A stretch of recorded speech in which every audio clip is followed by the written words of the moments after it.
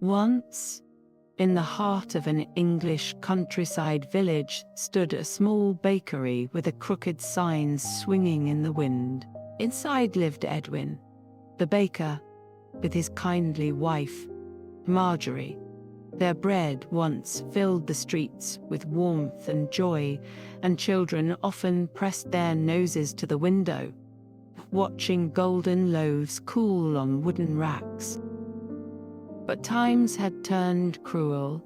A terrible storm had swept through the valley, flooding their storehouse and ruining most of their flour. Mice nibbled the last of the grain sacks. Their oven grew cold more often than it burned. Edwin sighed each morning as he kneaded what little dough was left. He often gave away the final loaf to a hungry child, though his own belly rumbled. Marjorie sometimes ate only broth so that neighbors might taste bread. One bitter evening, as they locked the bakery doors, Edwin whispered, "If only a miracle might find us." And that night, a miracle did.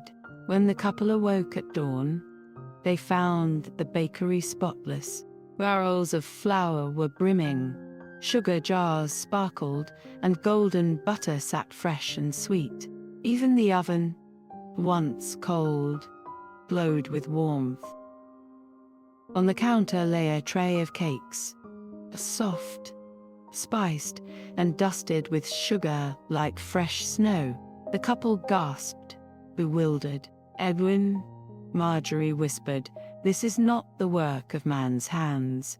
Something magical has visited us." Night after night, the mystery deepened. Every time Edwin and Marjorie thought their supplies nearly gone, they awoke to find them replenished. Barrels that should have been empty brimmed once more. The bakery came alive again, warm, bustling, joyous. Villagers filled the little shop, eager for bread and honey cakes, and the laughter of children returned to the streets. At last, Marjorie's curiosity grew too great. "I must see who blesses us," she told Edwin. One evening, she hid behind the oven's shadows and waited.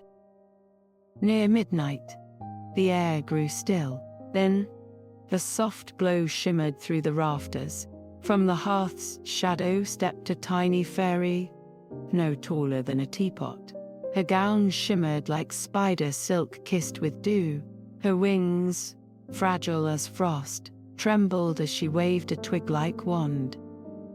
With each whisper of song, flour rose from dust, sugar spun from candle smoke, and butter churned itself out of cream. She worked with quiet care, her glow dimming with every effort. Marjorie's heart ached. This was no careless magic. It cost the fairy dearly. The next morning, Marjorie baked the finest loaf she had ever shaped. She wrapped it in linen, warm and fragrant, and left it on the windowsill with a note. "For the kind hands that help the weary, our gratitude is endless." The following night, the fairy came again. She saw the loaf, and her pale face lit with joy. She nibbled a crumb, her wings brightening ever so slightly. From then on, she did not visit every night, but only when Edwin and Marjorie most needed help. The bakery thrived, and the couple lived humbly but happily, never greedy, always sharing their bounty with the poor, for they knew kindness had been shown to them, and kindness must be returned. Years passed. Edwin's hair turned white as flour, and Marjorie's steps slowed with age. Still, their bakery glowed warm with bread and laughter. But one winter, the snow fell heavier than ever before. Roads vanished. Wagons of supplies could not pass, and for the first time in many years, their shelves stood bare. That night, when hope was nearly gone, the fairy returned. But she was older now, her wings frayed, her glow faint as a dying candle. Still, she smiled. With trembling hands, she waved her wand. Once more, the shelves filled, the barrels brimmed, and the oven roared with heat. The bakery was alive. "I cannot return again," the fairy whispered, her voice as soft as falling snow. "Even fairies grow weary, but you have carried my gift well.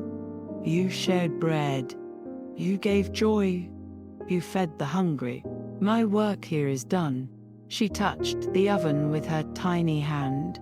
The stones glowed faintly, as though kissed by stars.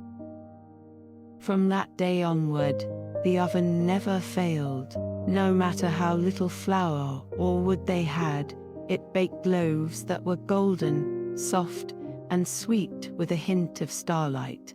When Edwin and Marjorie at last passed on, the village kept the bakery alive. Children's laughter still rang through the streets, and the poor were never without bread. For in that little oven lived the fairy's farewell blessing, kindness made eternal.